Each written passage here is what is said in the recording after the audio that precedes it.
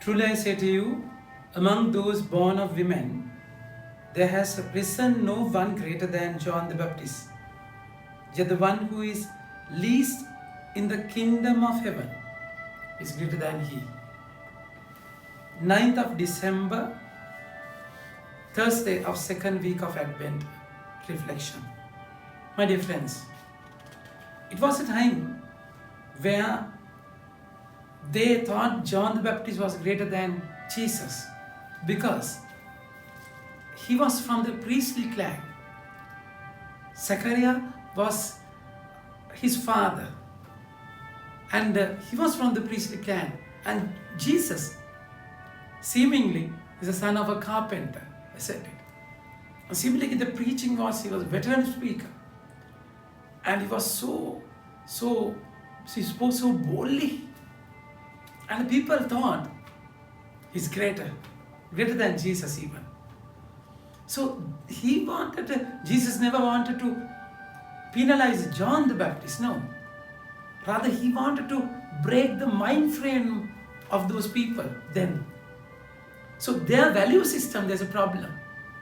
The Lord is saying, nothing against John the Baptist, but he is speaking about the kingdom, and the last person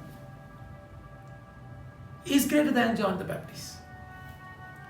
So it means, so what you think, your value system, your way of perception is not right. You have to break it. When it comes to kingdom, it's a different scenario. You have to have a different approach.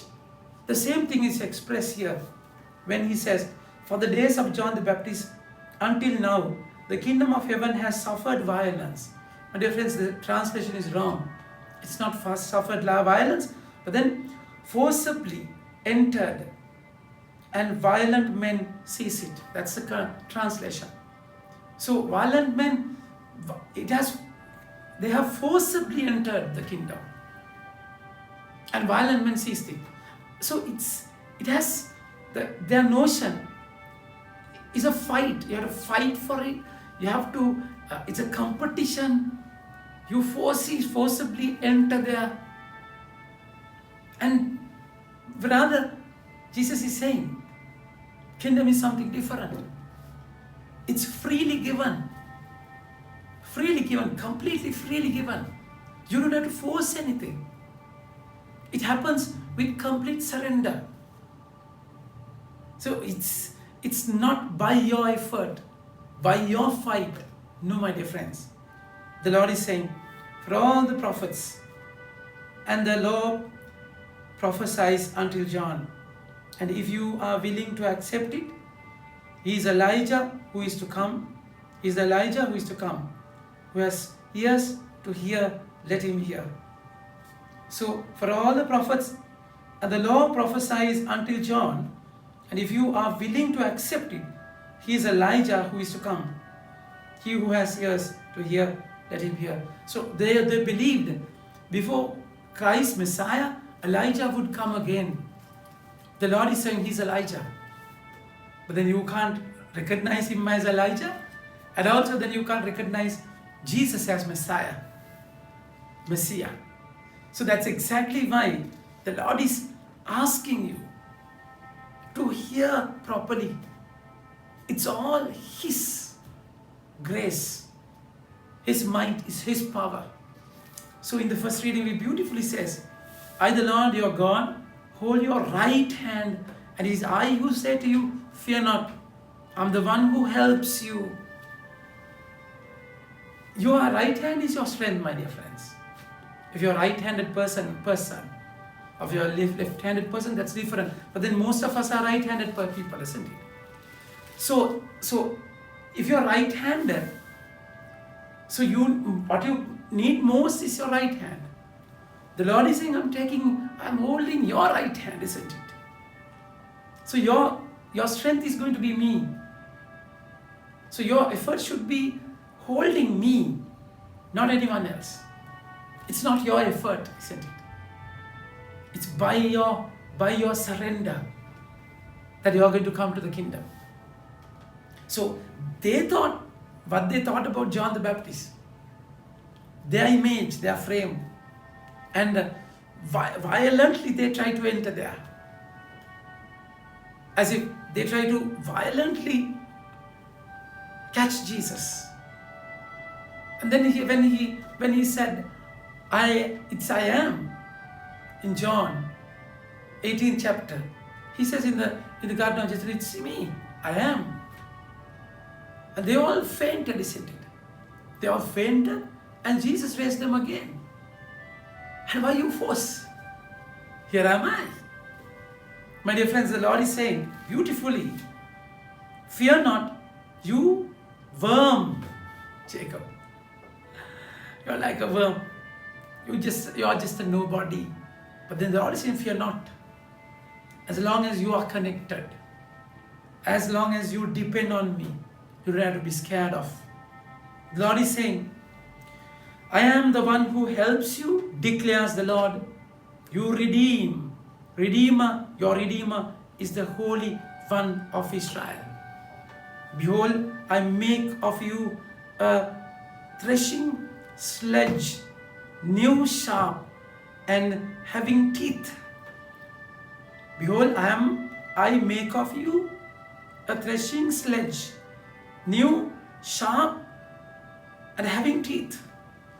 So the Lord is saying, you're like a worm. Worm will eat the earth, isn't it? Worm will just scroll in the earth.